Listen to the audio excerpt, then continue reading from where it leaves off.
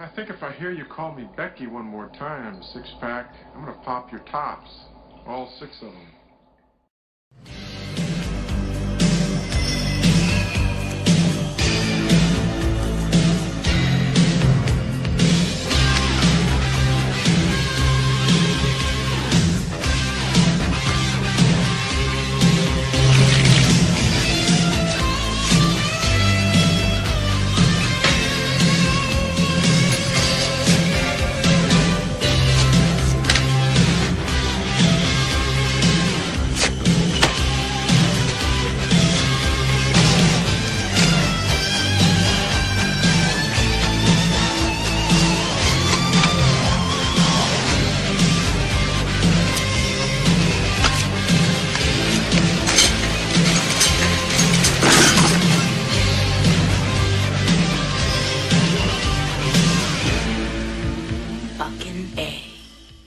Matt once again, welcome back to another review. This is another Patreon review, this time for Kanan Vasquez, who wanted my thoughts on the 2000 film Ready to Rumble. First off, thank you so much for that, Kanan. I appreciate it. I appreciate everyone who has pledged to my Patreon. If you're interested, the link to that's down below, and there's certain tiers, and with certain tiers you can get certain things. Or if you ever want to request pretty much any type of video directly via PayPal. It could be review, commentary, re-review, video topic, whatever. The link to my PayPal will be down below in the info box, as well as the Patreon. If not, no worries, but if so, down below. Thank you so much. But Ready to Rumble, I know this is a silly, goofy comedy. This is not really a comedy I could defend, but at the same time, I can't lie, I had some dumb fun with this movie. Maybe because it does take me back to the times of watching WWF and WCW, the Monday Night Wars.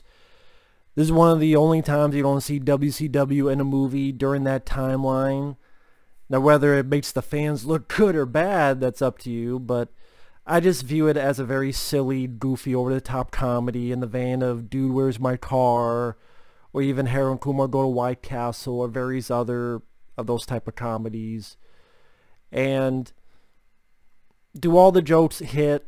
No, but I don't hate David Arquette.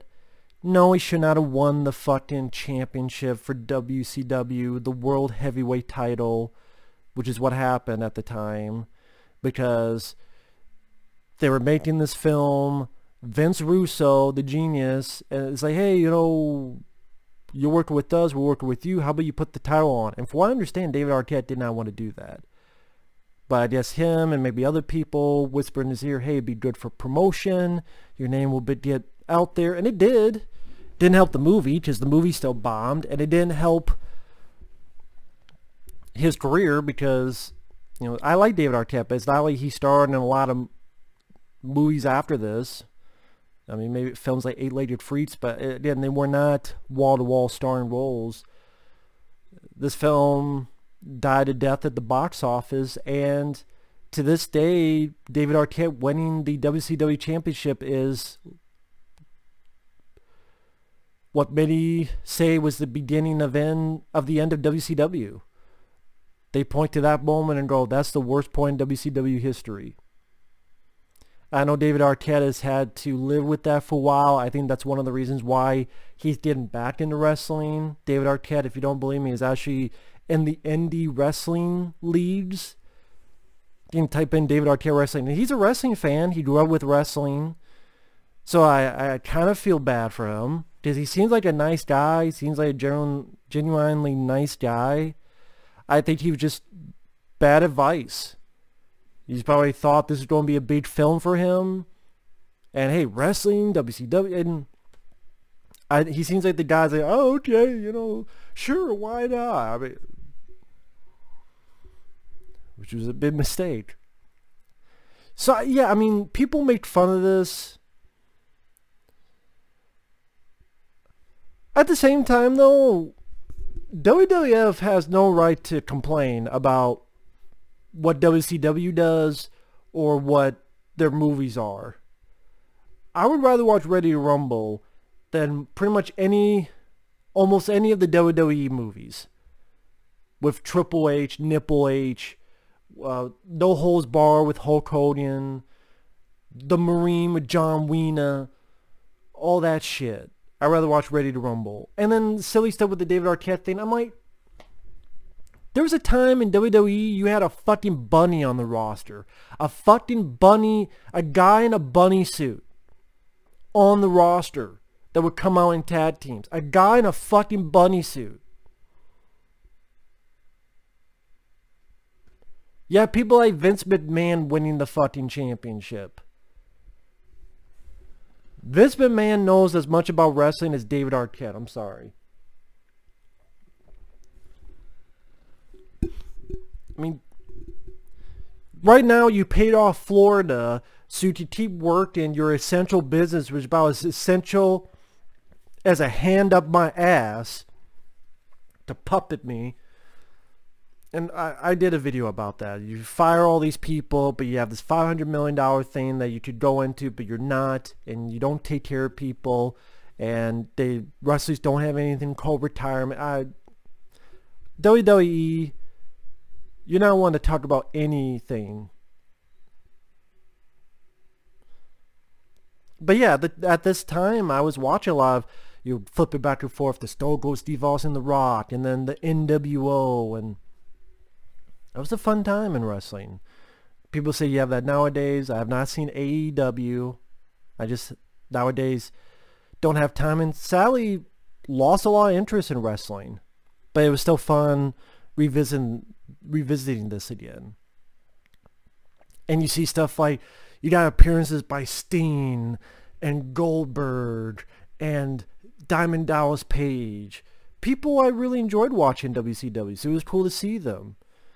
Actually, weirdly enough, in the background and one of the shots is fucking John Cena. This is well before he got into wrestling. He's in the workout with Goldberg. I think Oliver Platt's in the scene. It's like a workout place, and in the background is like fucking John Cena. I'm like, what the fuck? With a different haircut. Again, this is well before he would get into WWE.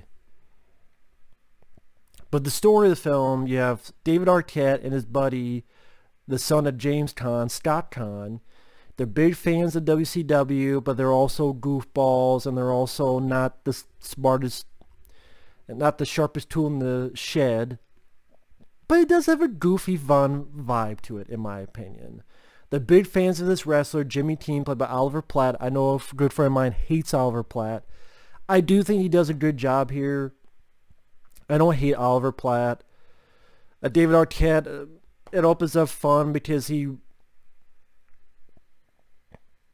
daydreams a wrestling match with him and his idol versus this asshole store clerk and Macho Man Randy Savage. So it was cool to see Macho Man Randy Savage in there. That was entertaining. David Arquette, you either like him or you hate him. I like him. Even his line deliveries, wrestling's not fake! And I thought Arquette and Scott Caan, I thought they played off each other very well. Like, Scott Caan makes a bracelet, and David Arquette's trying to read it. He's like, what? Wicked? No, WWKD. What would Teen do? I made two. That rock's hard, man. Just, you buy David Arquette playing an imbecile. For some people, they say because he is an imbecile. To me, I think he works fairly well in comedy. I liked him in the Scream movies. I liked him in those. Eight-Legged Freaks, not a bad movie. It's not my movie dealing with spiders. That'd be arachnophobia. But Eight-Legged Freaks is not a bad movie. David Arquette did a good job in that.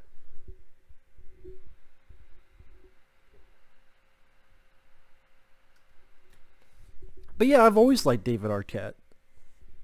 Scott Caan, I definitely see a bit of his dad in the way he looks.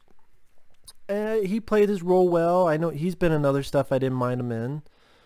Rose McGowan, I know Rose McGowan hated being in this movie, but from what I understand, the way she is in real life, she probably hates a lot of fucking things. I'll just say that. She doesn't seem like a person I would ever want to meet. And she plays one of the Nitro girls, which took me back because I remember the Nitro girls. I think that's one of the other reasons why I quite enjoy a film. Not just because it's a silly, dumb comedy. Not just because I like David Arquette. It went at a fast pace. Has a good soundtrack. You got Dee Snider, We're Not Gonna Take It. Kid Rock's Ba With a Ba Da Bang Da Bang. Queen's We Will Rock You. But call it nostalgia, call it whatever you want to call it, seeing the wrestling, that whole vibe and energy, which was what wrestling was at the time. And I don't know if it'll ever get back to that again. Sad to say, just how it is. And yeah, like a lot of wrestling movies, you go into, okay, are they really going to think this is real? Like they're bow as if it's real. But they try to go in the fact that yes, it is fake in a way. So like Diamond Dallas Page is first face off against Oliver Platt, and they're whispering like, do this move, do that move. But then they try to fight for real. Because the story is that Joel Pantoliano, who's a head guy at WCW, apparently, his character is tired of Oliver Platt's character, so he gets people like Diamond Dallas Page, Sid Vicious, who I remember Sid Justice in WWF in the early 90s, to beat up Jimmy King. And some of the lines I enjoyed, God no, this is even a pay-per-view!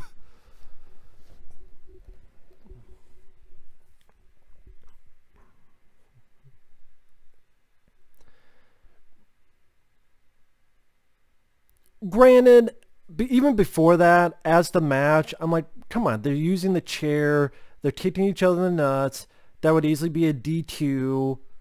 What is this shit? I mean, it's a movie. It's a movie. But he loses. The two big fans are angry about it. They had to figure out what they're going to do next. They're like, you know what, we gotta get the team back on the throne. This is our duty. So they don't go try to fight Oliver Platt's character. You have silly stuff. Scott Kahn listening to his kids' music and singing Britney Spears songs. You get an early view of the internet at one point. And again, just the vibe of the film. The catchphrase of Jimmy King, oh, I will rule you. And the Tooth is like, crown us, crown us. And he does a double axe handle. And David Arquette, you just hear, that was great, man. Martin Landau makes an appearance as an older guy. I guess he's supposed to represent Stu Hart, Bret Hart's dad. That kind of basing off on him as an older guy that can still wrestle in the old ways. And he's trying to teach. Because now Oliver Platt agrees with these two guys to get back on top. Again, there's some witty parts of the script where they play off the idiocy of these characters, where Rose McGowan asks David Arquette, are you fluent? It's like, no, I feel fine.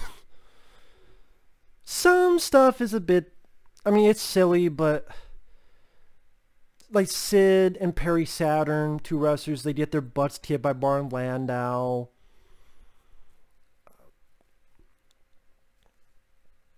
There's certain early on, I forgot the where David Arquette puts his hand down his pants and in his ass because he wants a free refill. So when he gets the cup and the guy's, oh my god, I'm sorry about your slushy.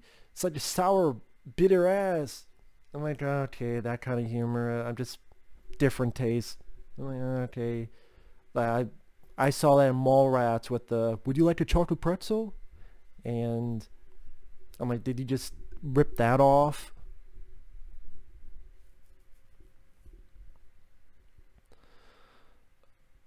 So, like I said, not all the jokes worked for me. Martin Landau is cool to see him in there. granted, I don't know if he really needed Martin Landau, because to be perfectly honest, when it gets to the finale, Oliver Platt doesn't really do anything that Martin Landau taught him. So it kind of made me go, well, Martin Landau's character is kind of pointless in this. Again, cool to see the actor. I like Martin Landau, but you really did not even need that character. Like I said, anything he taught Oliver Platt, they really did utilize in the third act. But I do like Oliver Platt is actually trying to be a better person, this character. Like, he apologizes to his ex-wife, and he has some funny lines. Someone gets pissed at him. He's like, dude, you just crushed my Butterfinger, baby. And then Scott Conn just throws the Butterfinger. I think the actors worked well. And with the fun, nostalgia trip down memory lane of the WCW era, the arena, the Nitro Girls, the wrestlers at the time, again, like Goldberg, Steen, you had Diamond Dallas Page, I'm a big fan of. You have the triple cage, which they did use that in WCW. They did at least start using that. And yeah, like Goldberg and Booker T, they're the good guys. Steen at one point comes down. Is he good? Is he bad? He's good. And then Scott Conn tries to play cool. I'm trying to remember what the hell he said. But it was a fun piece of dialogue. If I can find it, maybe I'll put it at the beginning of I don't know. But he says a pretty funny piece of dialogue, and Steen just punches him.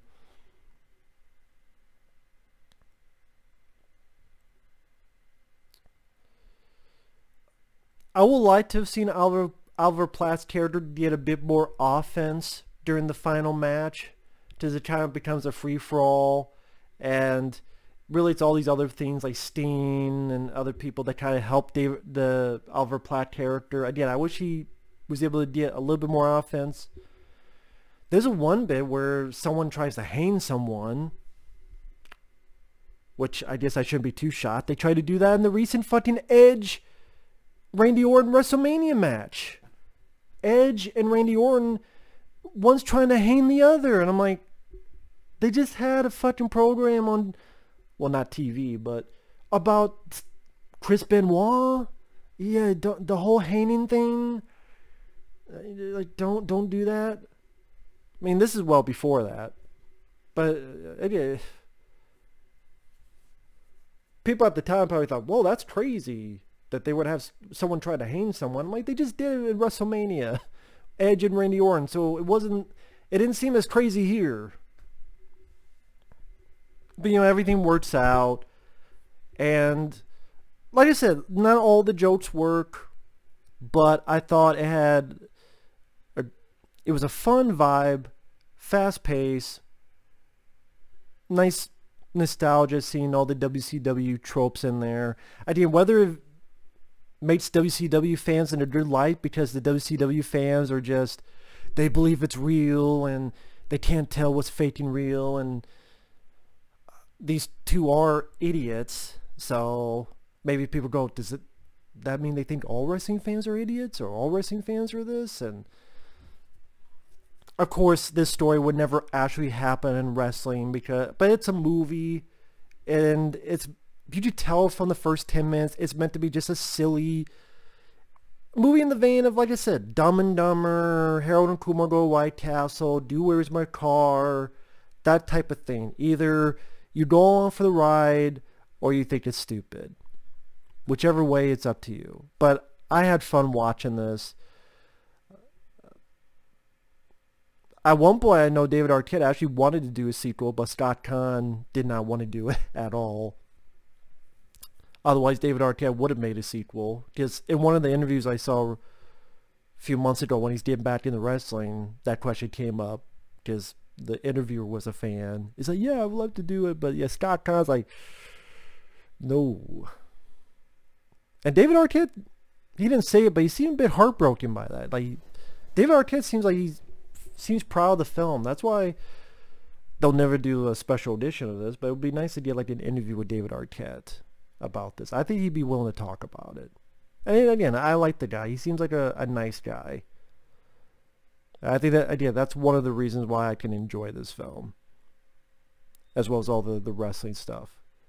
And I'm a big DDP fan, so it was cool. Like Diamond Dallas Page is pretty much the main villain, which he wasn't a villain in WCW, but nice, just cool to see DDP.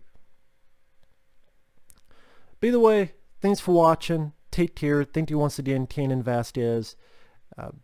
Like I said, if you're ever interested in supporting me on Patreon, which there's certain tiers and you can get certain things, or send in a request directly via PayPal, either way, the links to them is down below. Thank you so much. Take care. We will see you guys later. Bye-bye.